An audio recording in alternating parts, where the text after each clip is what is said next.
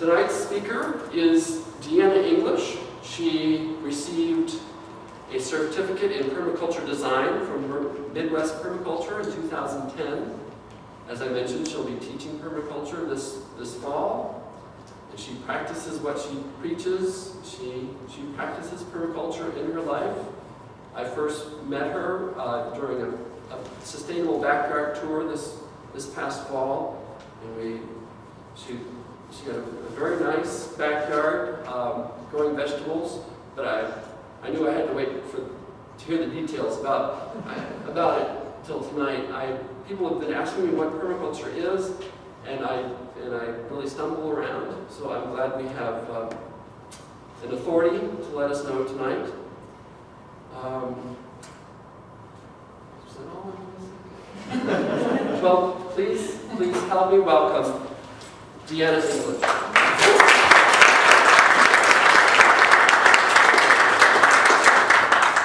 Hi, everybody. I'm really happy to be here. It's really exciting to see so many people that are interested in permaculture coming out. It's great. Before I even start, I'd like to just tell you that I had lunch with Mitch Leach last week at the Audubon Society, and I would highly recommend coming next month. He's got an amazing program for people who are interested in naturalizing their yards, and I'll let him talk about his deal, but anyhow, it was fascinating to hear what he's doing, and I think I'm going to have him come out to my house. So, again, thank you for being here. I'm kind of curious about who in here knows anything about permaculture, or is it kind of a new concept for you? So a few hands, a few people know. Okay. All right. So that's awesome. Any of those that held up your hand, have you gone to any trainings? Done your permaculture design certificate? Well, that's kind of good, because I did talk on kind of the history and the beginnings of an understanding what permaculture is. Like Dirk said, it's not really easy to explain in sort of an elevator speech. It's kind of complex, but simple to implement, if that makes sense, which it probably doesn't. It's kind of weird. So I'll tell you a little bit about me and how I got into permaculture. Like Dirk said, I got my permaculture design certificate in 2010, but something had to happen before that to get me interested. So around 2008, I had read some permaculture books. I was a little bit familiar with it, but there was all this stuff coming at me about living sustainably, and I'm all excited about doing that. I've been trying to do that for years, most of my adult life. But as I learned more about permaculture, it made sense that this was kind of something that I could grab a hold of and help me understand how to put all these pieces in place. Part of that was I volunteered once a week at a permaculture farm in New Hampshire, in northern New Hampshire, which gave me that experience of actually seeing it in action. So in 2010, I got my permaculture design certificate and started practicing permaculture in my home, in my home place, and in the rest of my life, which I'll kind of explain that a little bit to you what that means. And during this adventure, my husband and I started Adventure Farm about 4 years ago. And Adventure Farm is basically a way to share our experience. About 4 years ago, we both made some big shifts in our life. I wanted to focus more on living sustainably and having a job where I could share part of that with the world. I was able to find that position, which was really great. And my husband left the corporate world and started doing some work in experiential education, taking adults and children outside and connecting to nature through trees. And I won't tell you any more about that because he always steals the show. If I tell you more, people are just like, and focus on him. It's like sharing the stage with a toddler and a puppy.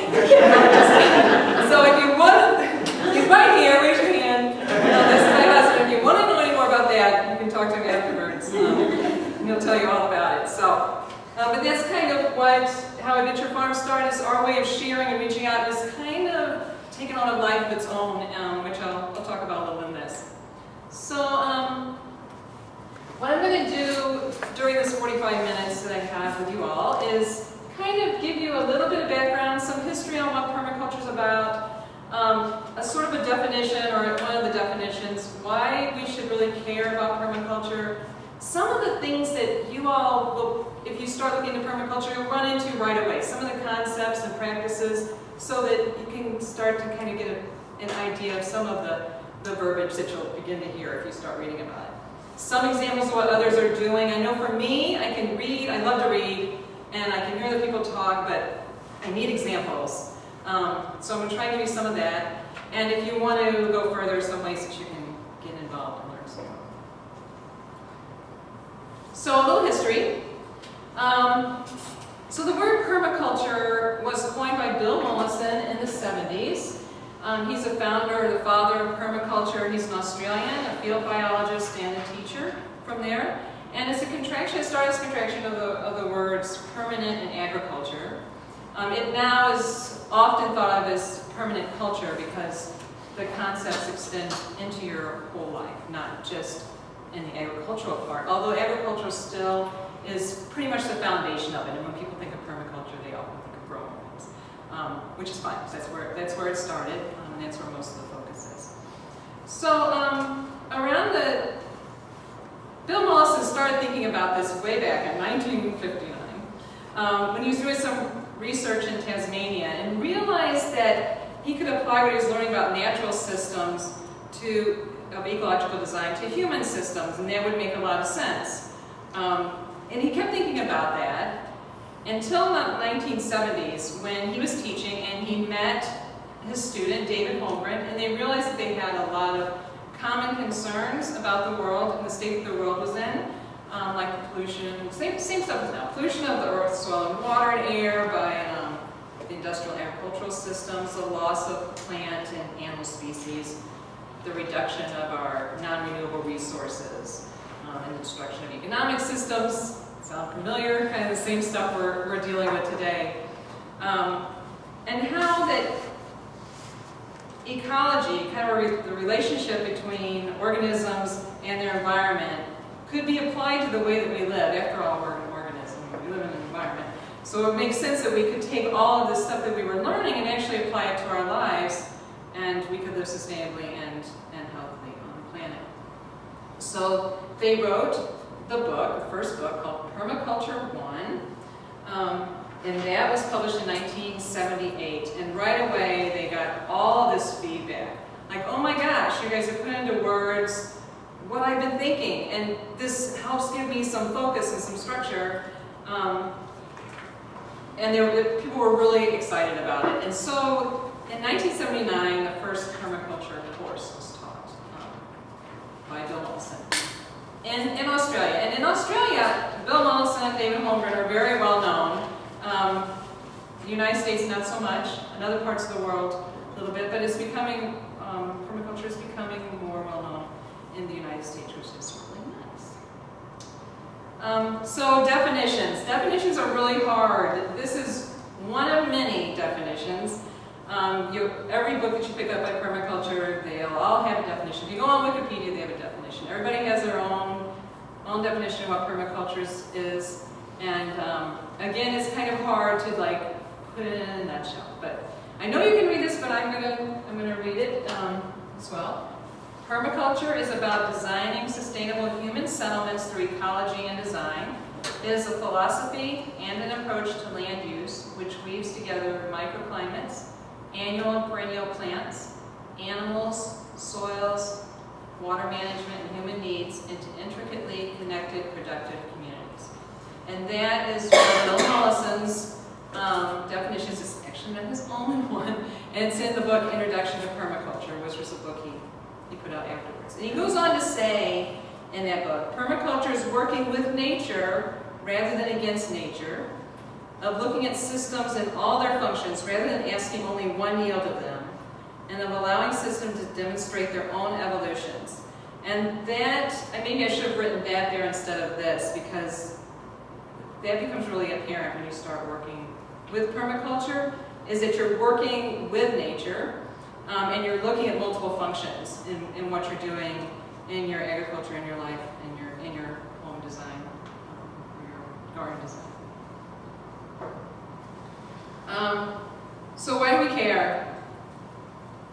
I'm not going to spend a whole lot of time on this because we've all seen these things. There's many more. We all, same that Bill Mullis and David Holmgren did, and even more. So we have our monoculture agriculture, and which is all-you-can-eat buffet for the insects, but then we have the biological sterile lawn, which we water and fertilize, but we get nothing back from it. Everybody hears about climate change. I don't know if any of you are familiar with Richard Louv and the nature deficit disorder, but we hear about our children and adults suffering from the lack of connection to the natural world. And then most everybody's heard now at least a discussion about peak oil, whether you think it's happening now. It is a non-renewable resource, so at some point we're going to run out. We're going to run out of oil, and like, how do we take care of this valuable resource that we have? And then there's lots of other things. So most of us that in here, we wouldn't be here if we didn't have some concern of these things. Many of us take on a lot of that. We kind of take it in, and you begin to feel helpless because they're so big. I mean, what can you do about these things, right?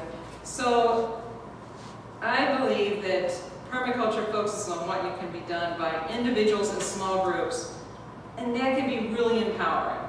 So that's what I really found with permaculture, is that it made me feel like I could really focus all this good stuff that was coming in that I was learning, and be able to implement in a way that made me feel like that I was making a difference, and being able to reach out to people like you and make a difference there as well. So there's key concepts and common practices that we're going to go through. These are things that if you start reading the books, you're going to run into right away, like ethics and principles, and then things that are applied to when you start wanting to place them in your life, like zones and sectors, food forests, just things that you're going to hear about to kind of give you a taste of what it's about. It's too big to give you everything in 45 minutes, but this will hopefully give you some idea of what you might run into and what it's sort of about, what it's actually about. So the ethics of permaculture were put in place right away.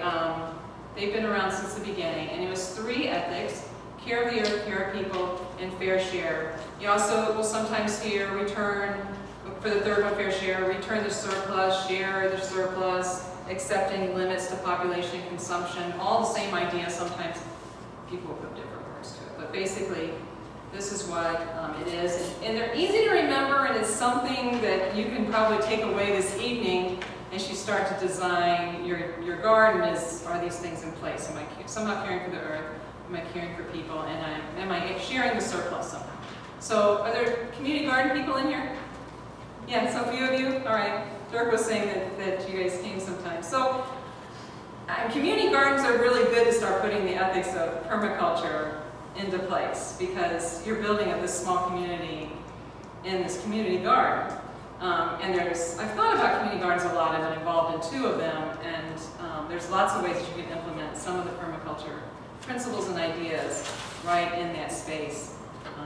So think about that when we're talking, through here. And if I think about it, I'll point it out too.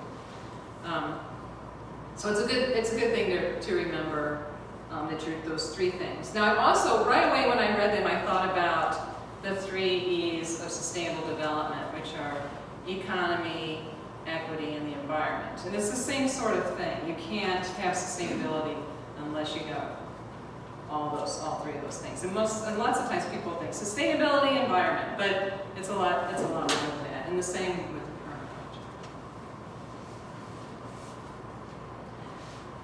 Okay, permaculture ethics and design principles. Again, when you start looking through the books, you'll find different ideas of principles. And this came after the first book and after the first probably 10 years.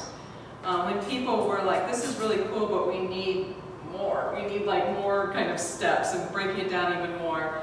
And people started putting together design principles. This is my favorite design principles right now. These are David Holmgren. He actually has a book which I brought with me. If anybody's interested, it's called Principles and Pathways Beyond Sustainability. And he has 12 principles that can help guide you and remind you of what to put in place for permaculture. It's the 3rd book I would recommend you all reading if you're going to read books on permaculture. I'll tell you the first 2 in a little bit. But it gives you a little more focus.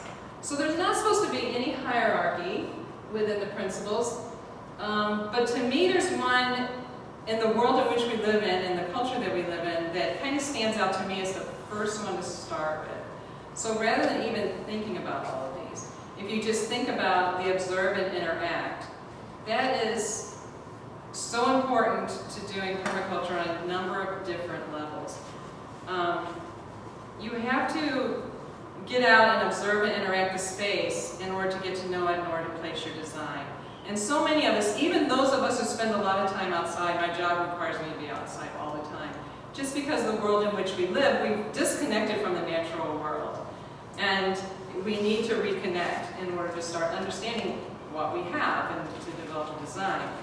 So you need to, whether it's your yard or your community garden or your community at large, you need to get out and walk your space. And you need to start paying attention, if it's your backyard and you want to put gardens in, to see where the light falls, different times of year. Where are you getting your sunlight? How does the water run through your property? Is it sitting in certain areas? Where are those microclimates? Like if you have a cat, where does your cat lay in the spring early? That's probably the warmest place in your yard. So, start making these observations about what's in your space and really get out there and observe. Figure out what you have out there. Get some field guides out and identify the plants that are already growing there. They might be a good foundation for something else that you want to do. See what animals are coming in your yard. Identify the insects. Whatever's out there, get to know if you have beneficial insects, what's there. So it's really important to start getting out there and seeing what you have in your space. And you really can't do any more permaculture design until you start doing that. So even though there's not supposed to be hierarchy here, it seems to me that observe and interact, we all have to start doing that more in order to implement what's here.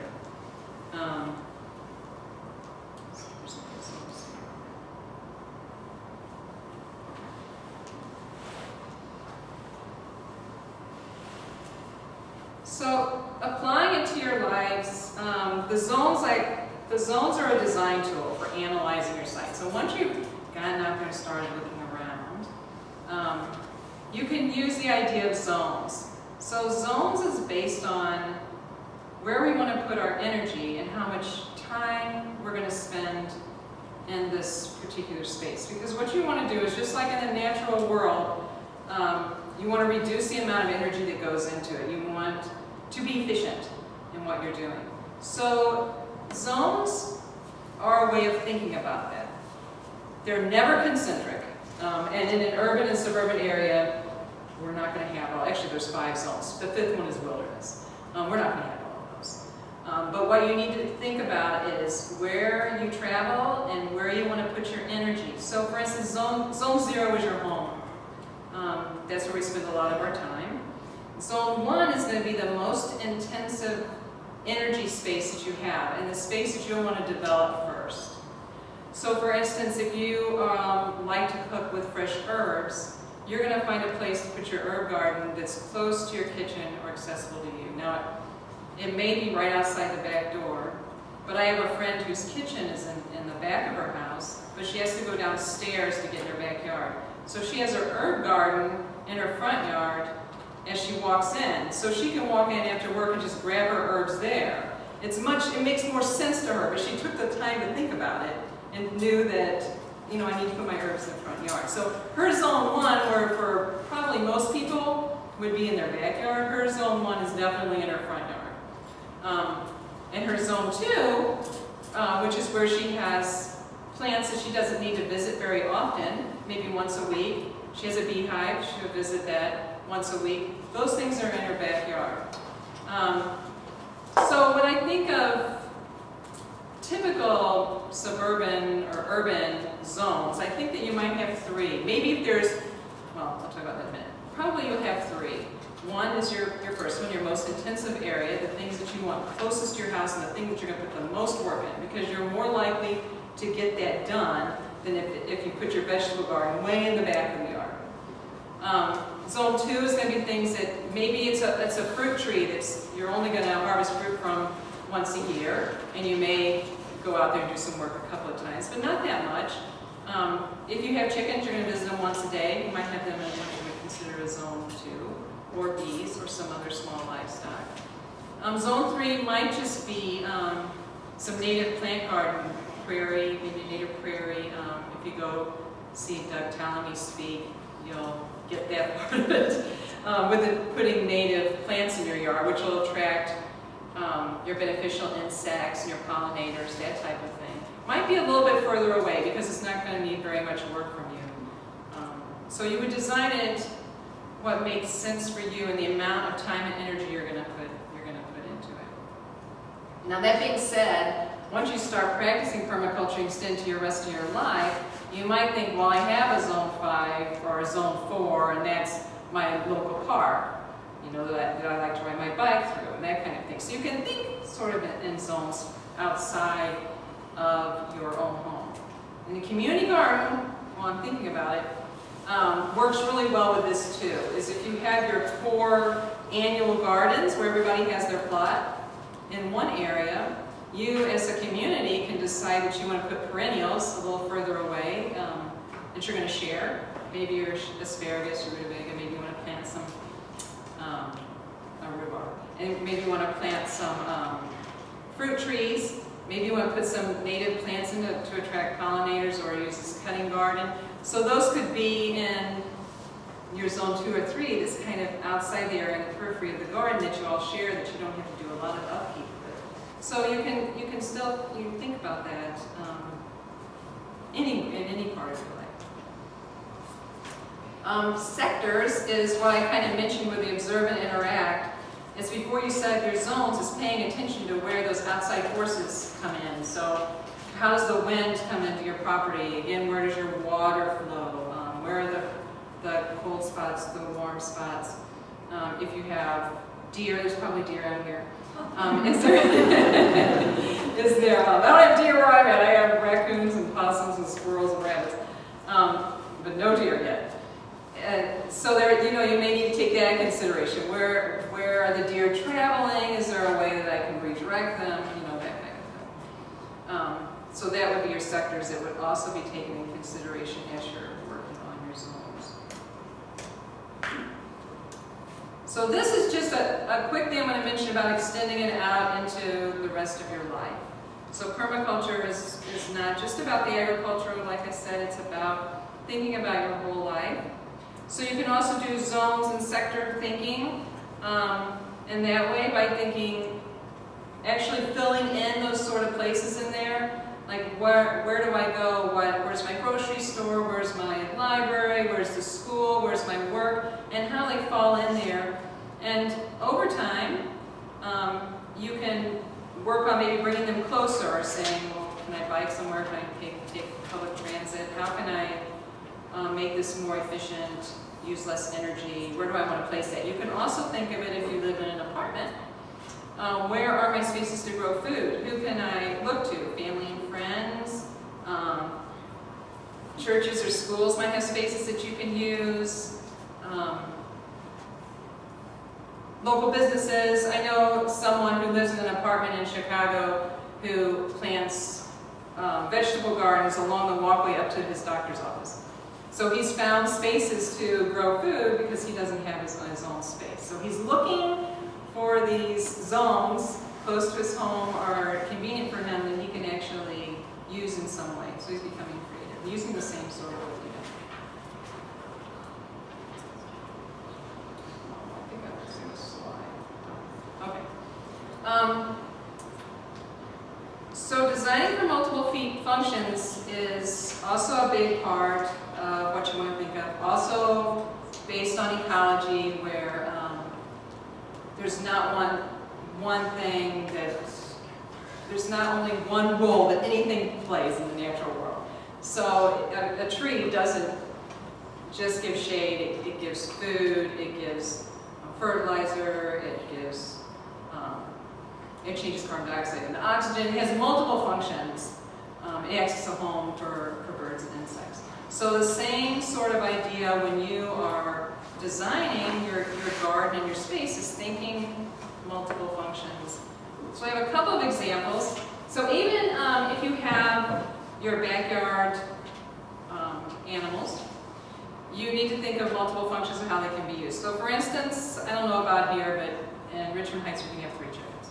So if you decide to get chickens, you would think beyond just the eggs that you could get from them. Maybe you don't, maybe they're your pets and you don't want to eat them. But you also can use them to control insects in your garden by using little chicken tractors to move them around.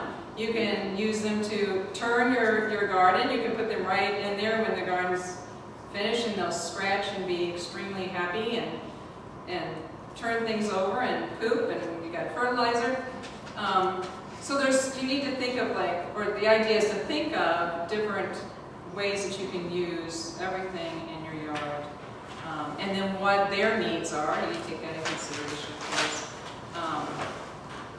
And maybe, like this one, suggesting that you look into the breeds to make sure that you have an organism that works well there in your yard. Trees are, again, a really good example. This was taken from Trees Are Good. Lots of people just think of the aesthetic function of trees, but when you're deciding to plant a tree, if you think of the multiple functions of that tree, you might be able to cover more than one piece at the time. So you might think, well, I can put a tree on the south side of my house, then in the winter or in the summer we'll shade it, and then the leaves will fall off, and then I can get that sun through, but I'll get that second function from it, other than just the beauty of the tree. If you're planting a fruit tree, like an apple tree, or if you're going to plant a tree to shade, you can plant a nut tree, so you can get food from it as well. But your fruit tree, you might decide where you want to put it,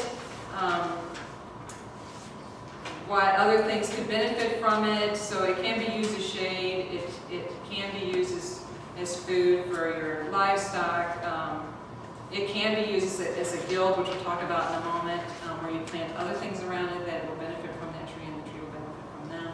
So you kind of think of everything that you put into your space, the multiple functions of that. The other picture on here is of our back porch. It's an example of thinking about multiple functions. We put on a screen porch, I don't know, 8, 9 years ago. It's my favorite room in the house. But we also both work full-time, and we don't use a dryer. So we hang dry all of our clothing. But our wash gets done on Friday or Saturday, rain or shine. So we have a drying system on our porch. So if it's raining, we can still do our laundry and we put it out, and when it's dry, it's dry. So, it allows us to be able to continue working full-time and being more efficient by not using the dryer, by putting an extra function on our porch. So once you get hooked up, you should just start thinking about it. In the winters, we dry them inside. But outside drying is always better. Food foresting guilds you run into a whole lot as well. What a food forest is basically a bunch of guilds put together. And guilds are when you take a central tree, typically it's a tree, it can be a shrub, and you build multiple functions around that. This was a drawing done by a student at one of the Midwest Permaculture's courses. So she took each of those levels, your canopy, your sub-canopy, your understory, and just brainstorm a bunch of trees that can go in there. And there are books that help you do this. But basically it's, everybody know what the Three Sisters garden is? It's like Three Sisters on steroids is what it is. So Three Sisters gardening is, for those who don't know or have forgotten, it's supposed to be based on Native American growing, and they have the corn stalk, which supports the bean, which gives back nitrogen to the soil, and then you have a squash plant that acts as a living mulch that holds moisture on the ground, and you grow them all three together and they support each other. So your guilds are basically just a huge version of that, a perennial perennial plants. So I brainstormed an apple tree guild to kind of give you an idea. So if you wanted to put an apple tree in your yard, you could put a couple of currant shrubs underneath it, so you could get fruit from it while the apple tree gave it some partial shade. You could use strawberries for a ground cover, ground mulch around it. You can put in clover as a nitrogen fixer. There's a plant called comfrey that works really well as compost. It's really good at bringing minerals up from the soil and holding them in their leaves, so you can grow that there and then cut the leaves and just put them down as a natural fertilizer. You can intersperse root vegetables around in there. They would be your annual plants, so you would put a lot of annuals sort of interspersed in your guild. You want different root depths there. That's going to be healthier ecologically. They kind of have their own niche, so root vegetables work really well for that. And maybe some daffodils for your own pleasure, or they're supposed to deter squirrels. I don't know. So you think about it as a whole system and how you can support that system. And then in order to make a food forest, you just start adding them all together. So you put another tree in, you have kind of this scallop where they're running into each other, and eventually you can have like a whole area that's basically a food forest, where it's a forest but it's growing lots of perennial crops. And eventually, of course, it's a lot of hard work at first, but eventually the amount of work you're putting into it goes way down, because most of your plants are perennials. It doesn't take as much care and time from you. You have a natural system there that's supporting itself. So that's kind of the deal with food forests. They're pretty complex and they're pretty overwhelming, so it's probably not something you would do right away. I'm going to try and do one this next spring, I think, but I haven't yet had the courage to do it, because this is pretty overwhelming. But it's something you'll hear about right away. Backyard animals, we talked about the multi-functions of your backyard animals. We talked a little bit about chickens. That's an example of a chicken tractor, so you can move them around the yard.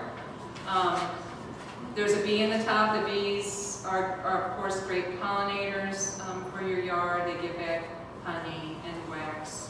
They give a lot of pleasure along with the chickens. I have bees, and I adore them. They're fascinating to watch, and they're amazing creatures.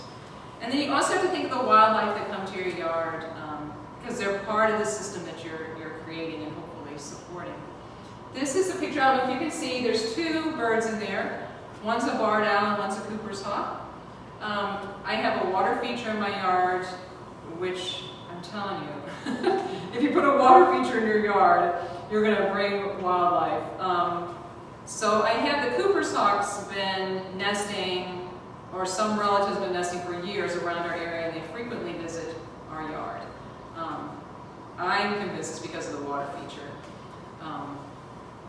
The barred owl, about 3 years ago, started nesting across the street from us, and we have a couple of properties that have these long, narrow backyards, and a number of them just don't make it to that, so it's kind of all grown up. And we had this barred owl that nests over there every year, and in the evening, if I'm good and I'm paying attention, and I'm observing and interacting with my environment, I can figure out when it's going to come in my backyard.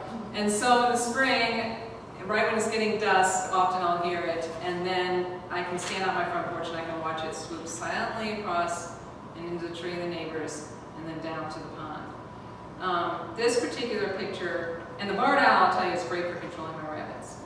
The Cooper's hawk likes little birds, so it doesn't do much.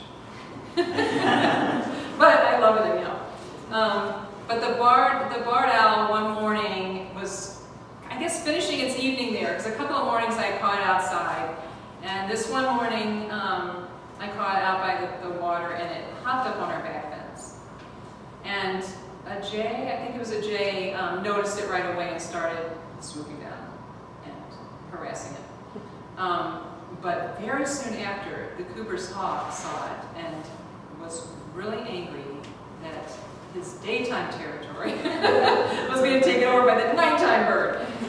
So it was really interesting to watch them. They finally got this standoff here. Al wasn't doing much of anything to defend himself. He was just trying to get away from the harassment from the law. But so, you know, I found that my little backyard is extremely rich in wildlife, where my neighbors' yards aren't so much. I can sit on the screened-in porch and watch things come and go, and I have a lot of native plants out there, and I have this water feature, and it just draws them in, and they give back to me in many different ways. So it's pretty fascinating. Another big piece of permaculture is keeping all of your resources, or as much as you can, on your site. So a lot of composting, a lot of strategies for if you cut down branches, what you can do to help with the soil in your yard. I mean, I don't know how people who live in a suburban or urban area can keep everything on their site. I mean, I really try, but there's a lot of organic matter for my little backyard, and I can't always do it, but you do try. But one thing that we do is try and hold the water on your property rather than it all rushing down into the sewers, which is a big problem in St. Louis, controlling the amount of water that we have to move somewhere. I work right along Deer Creek, and I can tell you that we get flash floods often because of this problem, all this runoff that we have. But by keeping it on site, it also benefits you. It helps the city, but it also benefits you a lot. So probably most of you know about rain barrels. We have 6 rain barrels in our house, 5 on a back shed, which is the highest point in our yard, and 1 on our house. And I'd like to have more, but there's a challenge when you live in a neighborhood, is that you want to be aesthetically pleasing. So I'm trying to figure out how to accomplish that. Because I want my neighbors to like what I'm doing, so they'll do the same. There's another way of harvesting rainwater called a swale, which is what you see dug there. And they're basically glorified ditches that can come in different sizes, and you dig them on contour. If you're not familiar with what that means, it's like contour topo maps, where it's like a level ring, so it's at the same, when you dig them, they're level. They don't look like they're level in here, but they are, and there's different tools that you can use to figure out a level line across your yard, and then you dig these swales. These are not very deep, nor are they very wide. I did most of them myself, so I just didn't want to spend that much time on it, but they are extremely effective. They're about probably 6 or 8 inches wide and about that deep. It's about a shovelful deep. And I dug it out along there, tried to keep it as level as possible, and piled the dirt up in front of it so it creates a berm sort of in front of it. And then when your water runs down, it gets caught in those areas and held there rather than running off of your property, and then slowly seeps in and waters the plants that you have planted in there. And so you're not only keeping the water on your property, but you're watering your plants that are there, because it will seep in slowly. I'll show you in a minute what it looks like when it's finished. It didn't look like this. This is in the process. So there's a number of different ways that you can. Rain gardens is one way of keeping water on your property. You can do all kinds of sort of rain garden paths if you have a more level or slightly unlevel yard. You can actually take your downspout and run it through your yard in different ways, watering different areas. I didn't put the slide in here, but my teacher, Bill Wilson, Midwest Permaculture, has done that in their front yard, and it's quite beautiful. And just by leading that water, it never leaves his property, it just keeps on going around his yard, and it would have to be a big rain to fill up the whole thing, I'm sure. It's very nice. Okay, some examples. Midwest Permaculture is about 80 miles outside of Chicago, and during my training we went into Chicago and saw some examples of permaculture for it. This is on the Nowicki's backyard. They live in Down Grove, and they lived in this house probably for 25 years. They did not know about permaculture when they did this. One of them has now been to a permaculture design course, so they know about it now. But when they built their home, they never intended to put a lawn in there. They never had grass in there. They right away knew they wanted to do something like this. So around the periphery of their yard are a lot of perennial plants, and they're multifunctional. They have a hardy peaweed that's growing over an arbor where they can sit in the middle of summer, and it's nice and shady, and they have chairs under there. But it's multi-purpose. It's a kind of a outdoor room because it's completely enclosed, but they can get the food also from that. And then they kind of scatter their annual vegetables throughout their yard. So it's not just about homes, and it's about businesses as well. What's his name? I forgot his name. Michael Thompson and a partner started the Chicago Honey Co-op. And if we think about the 3 ethics of permaculture, you can see it very much at work in what he's done. And what they did was they took, this is an old Sears parking lot. The Sears isn't there anymore, where the big 18-wheelers would come in and they'd load up with, I guess it was a warehouse, and they would take stuff away. And it was abandoned. So he got permission from whomever and set up the Honey Co-op there. But he didn't just do that. For the people that work for him, they are people who are coming out of prison, and those are the only people who work for him. And what he does is not only teaches them about bees, but he teaches them about business, like how to run the whole business. So he gives those people there, and they're very proud of what they do. When we visited, we met several of them, and they work learning those skills, interacting with customers, harvesting honey. It's a lovely place. But in the back of this parking lot, there's an old broken up area where there's, if you can imagine what it is, an old deserted warehouse. There's soil there, but it's got glass in it and rock in it and all kinds of junk in it. And he thought, well, maybe my workers and I could grow some vegetables here while we're here. I mean, why not? I'm here all day. So he had a friend who owned a stable, and he asked if they would bring some of their stable bedding, used bedding, out there. And they said, well, if you're going to take it, you're going to take all of it. And they brought out a couple of huge dump trucks, which he let sit there. And then the next spring, they took some back there and put some gardens in. But he also noticed that there were weeds just growing out of this composted stable stuff. So he thought, well, I'm just going to try planting something right in this pile. So he put some squash seed in there, and they went like crazy, just on this pile of composted manure on the concrete.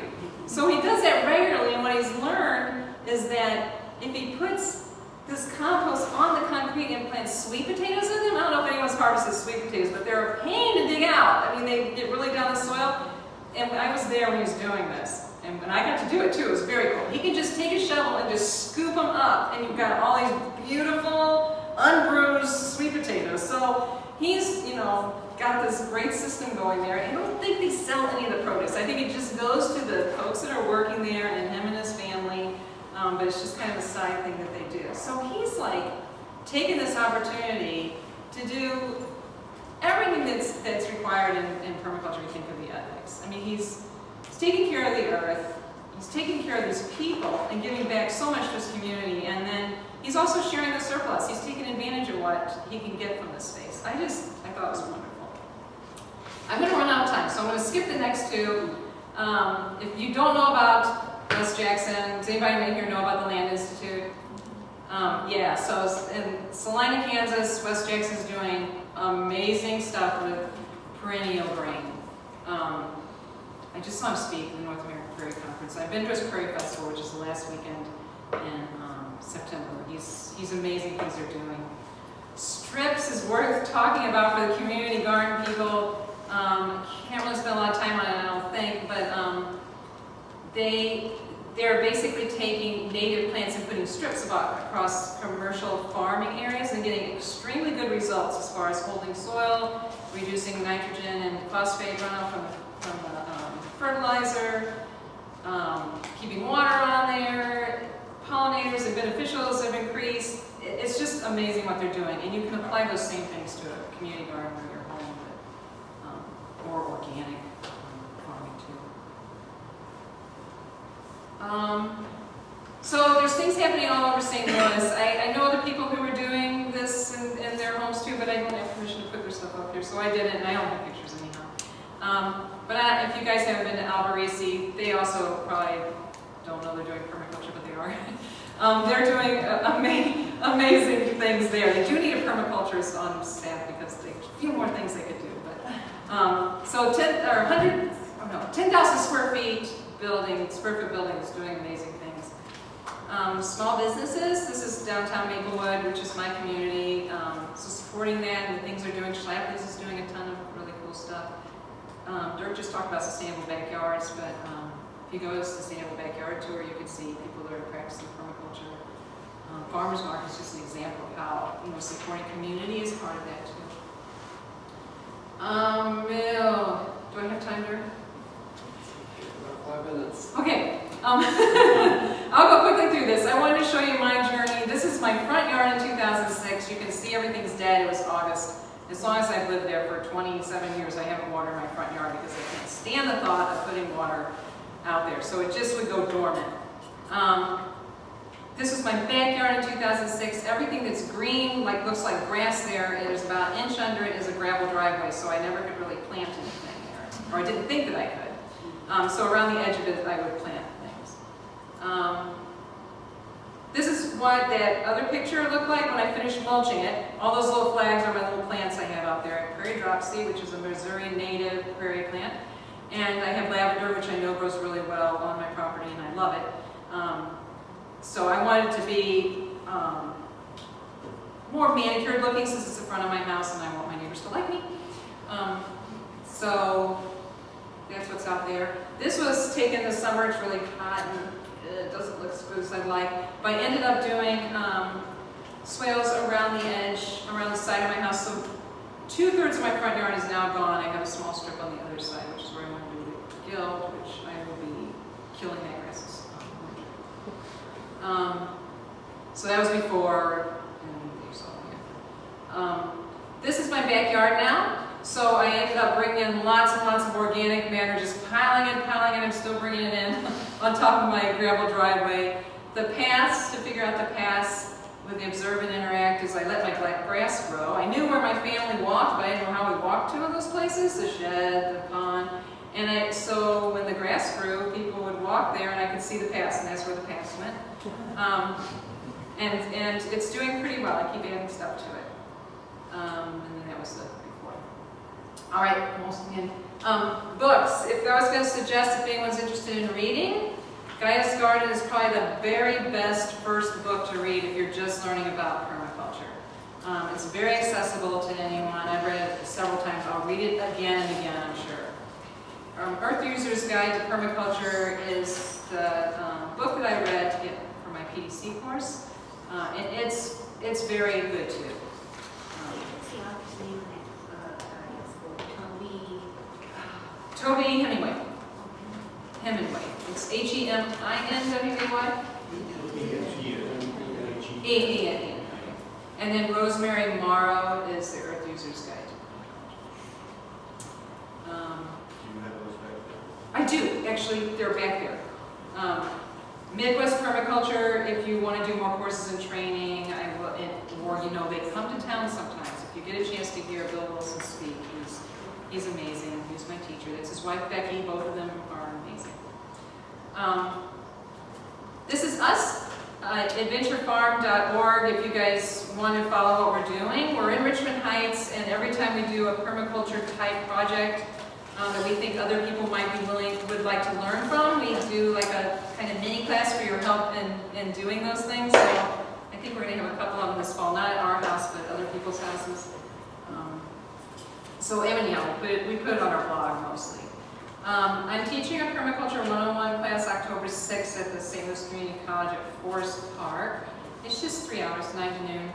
I promise I won't talk the whole 3 hours. I don't think I could. But, so you'll be able to do things, and we'll probably try marking out where a swale would be, like showing you some of the tools and doing some things there if you're interested.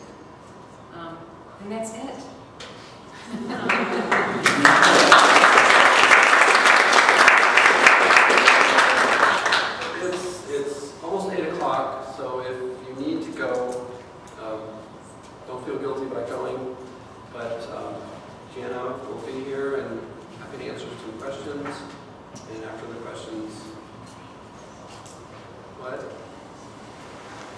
if you do need to leave, there's some goodies in the back, reusable grocery bags, organic tomatoes from our backyard garden, and some stuff from lunch that my sister will be in charge of. So, question time. How big is your yard, like square footage wise, acre wise? Or your whole yard, I guess, actually? I don't know. Do you have any idea of my square footage? It's not Like an eighth of an acre, fourth of an acre? maybe an eighth. Yeah. Yeah, it's small. The backyard is maybe as big as this room. If we don't count this property. Might be a little bit bigger. Yes. Apparently, there's no restrictions on capturing rainwater as far as your local community, No. government or anything. Not as far as I know. I'm not asking. I'm just doing. So. The reason why I asked, just recently, I think it was in Washington, or maybe Oregon, where this guy went to jail because he was capturing rainwater on his own property. Western states. Yes. Yeah. Western states do. You don't own the water that falls on your property in the western states. In Missouri, we don't have really concerns about water. So, and actually, MSD has such problems controlling the water runoff that I think they would probably be very appreciative of anything you do to hold it on your property. So, yeah, I don't think that's a problem. Yes, Victor. I was wondering, going back to zones that you talked about, I was wondering why would you want to do all the work and go through all that effort in the farther out zones if you're not really going to enjoy it? Because I understood, like you said about the herb garden, that was really close to your house, you can use it in your kitchen. Why go out like farther into your area, into your garden, if you're not even going to really appreciate it or enjoy it? So the question is why would you work on zones or places that are further away from your home if you're not going to enjoy them? I guess I enjoy the far reaches of my yard, and I think I enjoy them more because I put that time into it. So it's really a decision. And if you, for instance, if I left grass out there, I probably wouldn't enjoy it as much because I'd have to mow it. So you know, you have to think about how you would use your space. What's in the back of my yard? My pond's back there. I would like to have it closer, actually, but I have that gravel driveway to deal with. But there's also a lot of native plants back there, and I frequently go back there because it's a small yard. So you have to think through. It's really more about the amount of energy or time that you want to put into it. So you don't want to be in the far back of your yard mowing a lot if you don't enjoy that and using that energy. You're going to want to put that in closer to your home. So you may want to plant that area with trees and native plants and things that don't require that much time, even if you don't get back to that much. So it's a personal preference. It's totally your design. So you just have to decide how you want to make that space the most efficient. Do you have a picture of your water features that you were talking about? The question is, do I have pictures of my water features? And yeah, the swales are one of them. Talk about it. The pond, I don't have a picture of my pond. I'm sorry. It's a very small pond. It's big. There's like a small pond. It's about that big. And at the top, and then there's a small waterfall, and then the bottom is like a large bathtub area. And it's just, it's a hole we dug, and then you can get pond liner and put in there. And then another thing I'm trying to do is to model how you can do this with very little money. So I scavenged just about everything that goes in my yard. I didn't talk about that, but there's lots of ways to get free mulch and leaf mulch and wood mulch and stuff around St. Louis. But so a lot of the rocks that are around, actually all the rocks around the pond, the bigger ones, are for road cuts along the highways. And so I scavenge those kind of things everywhere because I want to model that you can do it. But yeah, I'm sorry I don't have a picture of my pond. It's a great place. Yes. Are there companies here in St. Louis that do rain drums, like where they're actually buried and are routing the water on your property into a larger thing than the barrel this is Like what they do type with of wine. thing. Probably. The question is there a way that the people here that they're putting storage, water storage, like cisterns type things into the ground for people? And I'm not aware, do you know? Yeah, there's a friend of mine, I'm a member of the Community Garden, Town and Country Garden Club, and the St. Louis Water Run Society. And a friend of mine who lives in Town and Country here, she did have a cistern put in, and it's underneath a poured sand concrete patio. She has a beautiful bubbler rock sitting on top of that, and she has where she collects the rainwater that goes into the cistern, and then that waters her garden and some of the lawn and garden area that she has. There's also a commercial system by Aquascape Systems, which one of the pond installers in the area here, he has a display in his front yard, and that actually collects rainwater into a pit in the bottom. You can add waterfall or whatever you want to do with something like that that can be pondless and things, and so that is a rain collection system that is commercially available if you're not so inclined to do it on your own. So do you, And things. can you There give us are- a name of where the people that do? You can go to St. Louis, www.slwgs, St. Louis Water Garden Society.org, and there's different links that we have on our website dealing with some of the pond installers and things like that, and rain systems and. That's awesome. Did you say that site again? It's www.slwgs.org, St. Louis Water Gardening Society. And there's also newsletters on there. They do talk about some of our newsletters. We've had kind of speakers on this type of thing, Okay. concerning waters and ponds, that's all I. Yeah, that's perfect. So, I mean, there's lots of resources in St. Louis. I certainly don't know Yeah. what year What's they are. rainwater? Yeah. Pardon? What's Yeah, rainwater? exactly, right now. Exactly. Yeah. I was interested in your decision to just plaster up on top of your gravel driveway. I know we had a similar situation where we did before, and we dug down 12 inches and sifted everything and stuff like that. But I wish we had, I wish we know what you know, because what have you found about how things grow and everything like that? The question is, why did I choose, I guess it's right, why did I choose just to put organic matter on top of the gravel driveway? It's, the reason why I chose to put organic on top of the gravel driveway is because I'm cheap and lazy. So I didn't have the money to have someone come in and move it around, and I wasn't gonna try and dig it. I mean, this has been there for lots of years, it's very compacted. It's working great for my annual vegetables. I'm a little nervous about planting perennials in there, which I'd like to do because it's a big part of permaculture. But I did notice, I haven't dug in there lately, but I did notice this past spring when I was really digging in there that it's starting to break up, Yeah. the gravel is, because of this organic material on top that's holding the moisture. There's a lot of microorganisms going in, and there's roots going down in there.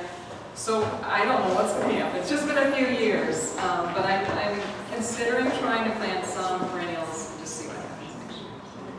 Yeah. Yes. If you have this chance to go to Shy Place and do a class down there, their backyard or their back garden is built on the parking lot there. And they had testing done and everything before they planted and stuff. So it can be done, and even though it sounds horrible, but naturally things do break down and things, and it can be done safely, to use your vegetables and things. That place does have a great garden, you can go in and see it. And they grow annuals there though, which is the same thing I can grow. I don't know if they might have perennials around the edge, Yeah. some perennial plants. But perennials are a little tougher because they get that deep root system, they need, they need a little more, build more room to move around.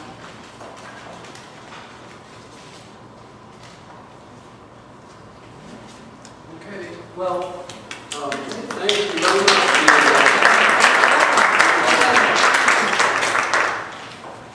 Okay, I hope you all take some more stuff, that's because I took some time, put some time into this. As I said,